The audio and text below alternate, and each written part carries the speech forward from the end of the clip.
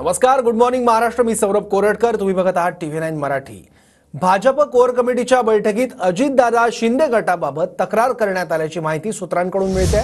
अजितदादांच्या नेत्यांची लोकसभेत मदत झालेली नाही असा आरोप या बैठकीत भाजप नेत्यांनी केलेला आहे. भाजपच्या बैठकीत नेत्यांच्या प्रभारींसमोर तक्रारींचा पाढा बघायला मिळाल्याचं सूत्रांकडून कळतंय. लोकसभेला शिंदे गटाला 15 जागा देण्याची गरज नव्हती. विधानसभेला शिंदे गटामुळे त्रास होऊ शकतो असा बैठकीत काहींचा सूर असल्याचं कळतंय.